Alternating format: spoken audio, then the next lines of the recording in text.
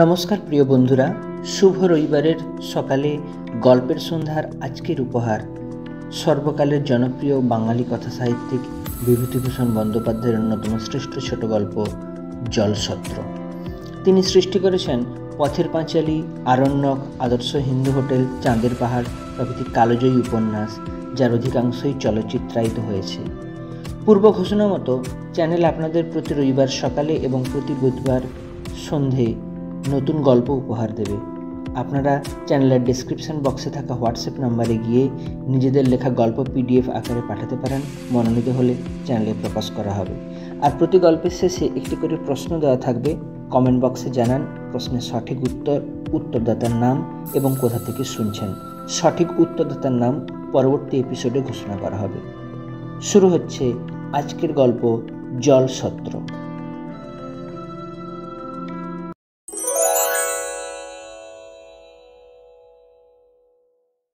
বৃদ্ধ মাধব শিরোমণি মশাই শিষ্যবাড়ি যাচ্ছিলেন। বেলা তখন 1টার কম নয়। সূর্য মাথার উপর থেকে একটু হেলে গিয়েছে। জ্যৈষ্ঠ মাসের খর রৌদ্রে বালি গরম, বাতাস এক্কেবারে আগুন।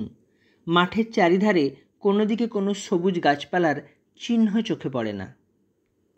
এক আধটা বাবলা গাছ যা আছে তাও পত্রহীন।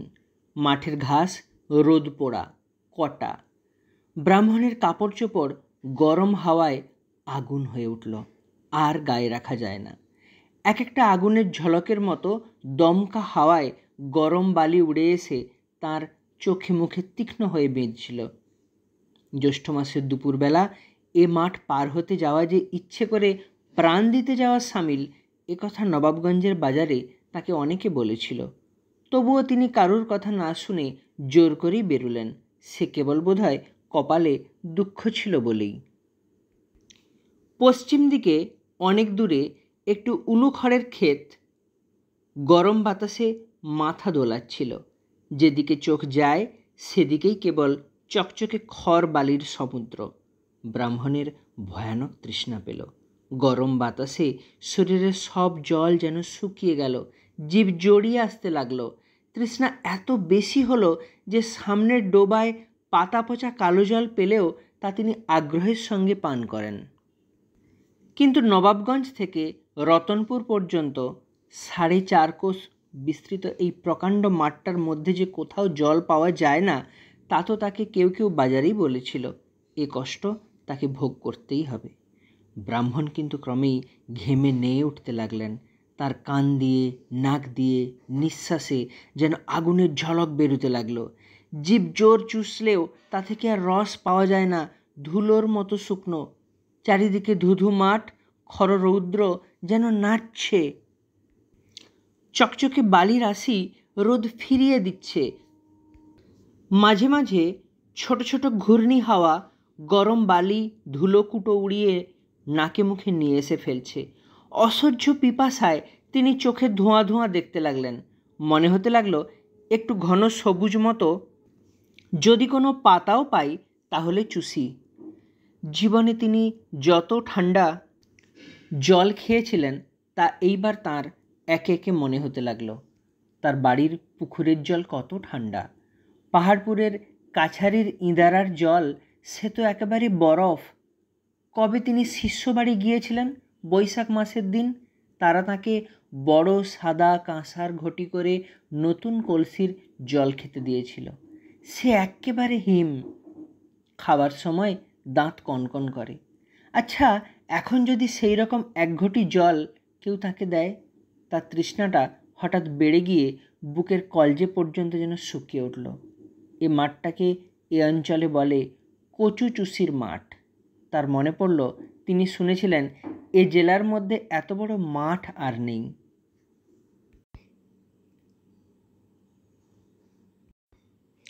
আগে আগে অনেকে নাকি বৈশাখ জ্যৈষ্ঠ মাসের দুপুরে এ মাঠ পার হতে গিয়ে সত্যি সত্যি প্রাণ হারিয়েছে। গরম বালির ওপর তাদের নির্জীব দেহ লুটিয়ে পড়ে থাকতে দেখা গিয়েছে। অসহ্য জল তৃষ্ণায় তারা আর চলতে অক্ষম হয়ে গরম বালির ওপর ছটফট করে প্রাণ হারিয়েছে। সত্যি তো, এখনো তো 2 ক্রোশ দূরে গ্রাম। যদি তিনিও শুধু মনের জোরে তিনি পথ চলতে লাগলেন। এই পথ হাঁটার শেষে কোথাও যেন এক ঘটি ঠান্ডা কনকনে হিম জল তার জন্যকে রেখে দিয়েছে। পথ হাঁটার বাজি জিতলে সেই ঘটিটাই যেন তার পুরস্কার। এই ভেবেই তিনি কলের পুতুলের মতো চলছিলেন। আধক্রোশটাক পথ গিয়ে উলুখড়ের বনটা ডাইনে ফেলেই দেখলেন বোধহয় আর আধক্রোশ পথ দূরে একটা বটগাছ। গাছটার তলায় কোনো পুকুর হয়তো থাকতে পারে, না থাকে ছায়া তো আছে। বটতলায় পৌঁছে দেখলেন একটা জলছত্র, 4-5টা নতুন জ্বালায় জল, একপাশে এক রাশি কচি ডাব, এক ধামা ভিজে ছোলা, একটা বড় জায়গায় অনেকটা নতুন আখের গুড়, একটা ছোট ধামায় আধধামা বাতাসা, বাঁশের চেরা একটা খোলা কাতার দড়ি দিয়ে আর একটা বাঁশের খুঁটির গায়ে বাঁধা। একজন জালা থেকে জল উঠিয়ে চেরা বাঁশের খোলে ঢেলে দিচ্ছে, আর লোকে বাঁশের খোলের মুখে অঞ্জলি পেতে জল পান করছে। গাছতলায় যারা বসেছিল ব্রাহ্মণ দেখে শিরোমণি মহাশয়কে তারা খুব খাতির করলে। একজন জিজ্ঞাসা করলে, ঠাকুরমশাইয়ের আগমন হচ্ছে কোথা থেকে? একজন বলল, আহা, সে কথা রাখো, বাবা ঠাকুর আগে ঠান্ডা হন। শিরোমণি মশাই যেখানে বসলেন সেখানে প্রকাণ্ড বটগাছ প্রায় 2-3 বিঘা জমি জুড়ে আছে। হাতির সুঁড়ের মতো লম্বা লম্বা ঝুরি চারিদিকে নেমেছে। একজন তাকে তামাক সেজে দিয়ে একটা বটপাতা ভেঙে নিয়ে এলো নল করবার জন্যে। আহ, কি ঝিরঝির হাওয়া! এই অসহ্য পিপাসা ও গরমের পর এমন ঠান্ডা ঝিরঝিরে বাতাস ও তৈরি তামাকে তার তৃষ্ণাও যেন অনেক কমে গেল। তামাক খাওয়া শেষ হলো। একজন বললে, ঠাকুরমশাই হাত পা ধুয়ে ঠান্ডা হন, ভালো সন্দেশ আছে ব্রাহ্মণদের জন্য আনা, সেবা করে একটু জল খান, এই রোদে এখন আর যাবেন না, বেলা পড়ুক। এইবার শিরোমণি মশাই জিজ্ঞাসা করলেন, এই জলছত্র কাদের? আগে ওই আমডোবের বিশ্বাসদের, শ্রীমন্ত বিশ্বাস আর নিতাই বিশ্বাস, নাম শুনেছেন? শিরোমণি মশাই বললেন, বিশেষ সদ্গোপ? আগে না, কলু। সর্বনাশ! নতুন মাটির জ্বালা ভর্তি জল ও কচি ডাবের রাশি দেখে পিপাসার্ত শিরোমণি মশাই যে আনন্দ অনুভব করেছিলেন তা তাঁর এক মুহূর্তে কর্পূরের মতো উবে গেল। কলুর দেওয়া জলছত্রে তিনি কি করে জল খাবেন? তিনি নিজে এবং তার বংশ চিরদিন অশূদ্রে প্রতিগ্রাহী। আজ কি তিনি, ওহ, ভাগ্যে কথা জিজ্ঞাসা করেছিলেন, নইলে এখনই তো। শিরোমণি মশাই জিজ্ঞাসা করিলেন, এ জলছত্র কতদিনের দেওয়া? তা আজ প্রায় 15-16 বছর হবে। শ্রীমন্ত বিশ্বাসের বাপ তারাচাঁদ বিশ্বাসই এই জলছত্র বসিয়ে যায়। সে হয়েছিল কি বলি শুনুন, বলে লোকটা সেই কাহিনী বলতে আরম্ভ করলে। আমডোবের তারাচাঁদ বিশ্বাস তখন ছোট, 14-15 বছর বয়স। তখন তার বাপ মারা যায়। সংসারে কেবল 9-10 বছরের একটি বোন ছাড়া তারাচাঁদের আর কেউ ছিল না। ভাই বোনে মাথায় করে কলা, বেগুন, কুমড়ো এইসব হাটে বিক্রি করত। এতেই তাদের সংসার চলত। সেবার বৈশাখ মাসের মাঝামাঝি তারাচাঁদ ছোট বোনটিকে নিয়ে নবাবগঞ্জের হাটে তালশাঁস বিক্রি করতে গিয়েছিল। ফেরবার সময় তারাচাঁদ মাঠের আর কিছু ঠিক পায় না। নবাবগঞ্জ থেকে রতনপুর পর্যন্ত এই মাঠটা 4.5 ক্রোশের বেশি হবে তো কম নয়। কোথাও একটা গাছ পর্যন্ত নেই। বৈশাখ মাসের দুপুর রোদে মাঠ বেয়ে আসতে তারাচাঁদের ছোট বোনটা অবসন্ন হয়ে পড়ল। তারাচাঁদের নিজের মুখে শুনেছি ছোট বোনটি মাঠের মাঝামাঝি এসে বললে, দাদা, আমার বড় তেষ্টা পেয়েছে, জল খাবো। তারাচাঁদ তাকে বোঝালে, বললে, একটু আগিয়ে চল, রতনপুরের কৈবর্তপাড়ায় জল খাওয়াবো। সেই একটু আগিয়ে মানে 2 ক্রোশের কম নয়। আর খানিকটা এসে মেয়েটা তেষ্টায় রোদে অবসন্ন হয়ে পড়ল। বারবার বলতে লাগলো, ও দাদা, তোর দুটি পায়ে পড়ি, দে আমায় একটু জল। তারাচাঁদ তাকে কোলে তুলে নিয়ে এই বটগাছটার ছায়ায় নিয়ে এসে ফেললে। ছোট মেয়েটা তখন আর কথা বলতে পারছে না। তারাচাঁদ তার অবস্থা দেখে তাকে নামিয়ে রেখে ছুটে জলের সন্ধানে গেল। এখান থেকে আধক্রোশ তফাতে রতনপুরের কৈবর্তপাড়া থেকে এক ঘটি জল চেয়ে এনে দেখে তার বোনটা গাছতলায় মরে পড়ে আছে, তার মুখে একটা কচুর ডগা। এই বটগাছটা তখন ছোট ছিল, ওরই তলায় অনেক কচু বন ছিল। তেষ্টায় যন্ত্রণায় মেয়েটা সেই বুনো কচুর ডগা মুখে করে তার রস চুষেছিল। সেই থেকেই এই মাঠটার নাম হলো কচুচুষির মাঠ। তারাচাঁদ বিশ্বাস ব্যবসা করে বড়লোক হয়েছিল। শুনেছি নাকি তার সে বোন তাকে স্বপ্নে দেখা দিয়ে বলতো, দাদা ওই মাঠের মধ্যে সকালের জল খাবার জন্য তুই একটা জল সত্র করে দে। তাই তারাচাঁদ বিশ্বাস এখানে এই বটগাছটার পিতিষ্ঠে করে জলসত্র বসিয়ে গেছে। সে আজ 15-16 কি 20 বছরের কথা হবে। ঠাকুরমশাই কচুচুষির মাঠের এ জলসত্র এদিকের সকালেই জানে। বলবো কি বাবা ঠাকুর, এমনও শুনেছি যে মাঠের মধ্যে জল তেষ্টায় বেঘরে পড়ে ঘুরপাক খাচ্ছে এমন লোক নাকি কেউ কেউ দেখেছে একটা ছোট মেয়ে মাঠের মধ্যে দাঁড়িয়ে বলছে, ওগো আমি জল দেব, তুমি আমার সঙ্গে এসো। লোকটা তার কাহিনী শেষ করলে, তারপর বললে, সত্যি মিথ্যে জানি না ঠাকুরমশাই, লোকে বলে তাই শুনি। বৈশাখ মাসের দিন ব্রাহ্মণের কাছে মিথ্যে বলে কি শেষকালে।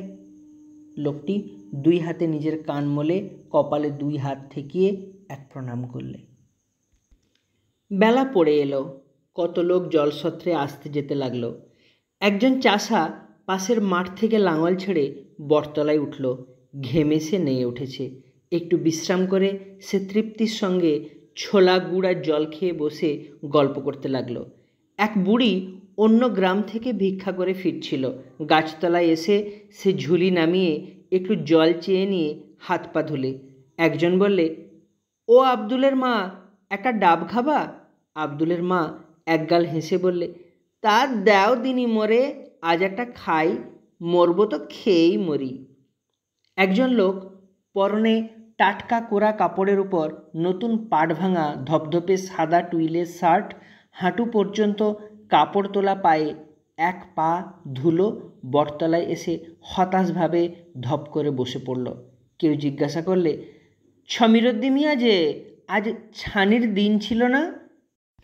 ছমিরুদ্দি সম্পূর্ণ ভদ্রতা সঙ্গত নয় এরূপ একটি বাক্য উচ্চারণ করে ভূমিকা ফেঁদে তার মকদ্দমার একটি সংক্ষিপ্ত ইতিহাস বর্ণনা করে গেল এবং যে উকিলের হাতে তার কেস ছিল তার সম্বন্ধে এমন কতকগুলো মন্তব্য প্রকাশ করলে যে তিনি সেখানে উপস্থিত থাকলে ছমিরুদ্দির বিরুদ্ধে আরেকটা কেস হতো। তারপর সে পোয়াটাক আখের গুড়ের সহযোগে আজসের আন্দাজ ভিজে ছোলা উদরসাৎ করে এক ছিলিম তামাক খেয়ে বিদায় নিলে। ক্রমে রোদ পড়ে গেল। বৈকালের বাতাসে কাছেই একটা ঝোপ থেকে ডাঁসা খেজুরের গন্ধ আসছিল।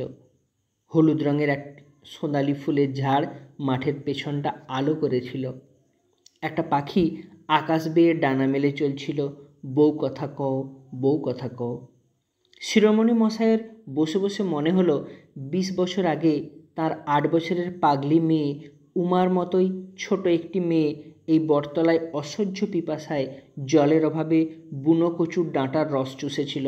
আজ তারই স্নেহ করুণা এই বিরাট বটগাছটার নিবিড় ডালপালায় বেড়ে উঠে এই জলকষ্ট পীড়িত পল্লী প্রান্তরের একধারে পিপাসার্থ পথিকদের আশ্রয় তৈরি করেছে।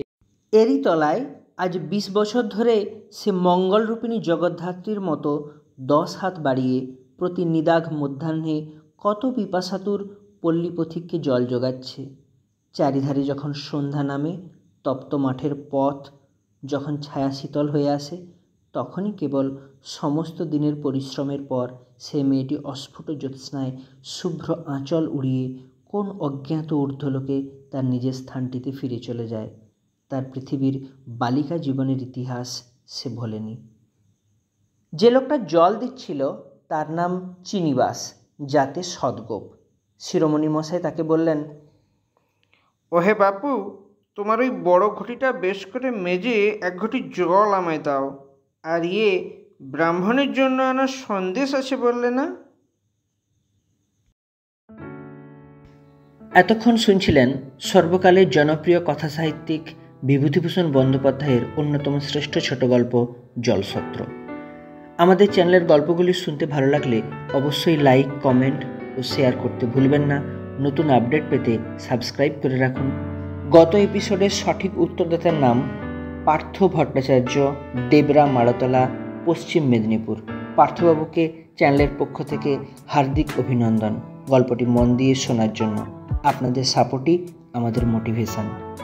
আজকের প্রশ্ন, জলছত্রটির প্রতিষ্ঠা কে করেছিলেন? তাড়াতাড়ি কমেন্ট করে জানিয়ে দিন। আজকের মতো বিদায়। ভালো থাকুন, সুস্থ থাকুন, চ্যানেলের সঙ্গে জুড়ে থাকুন।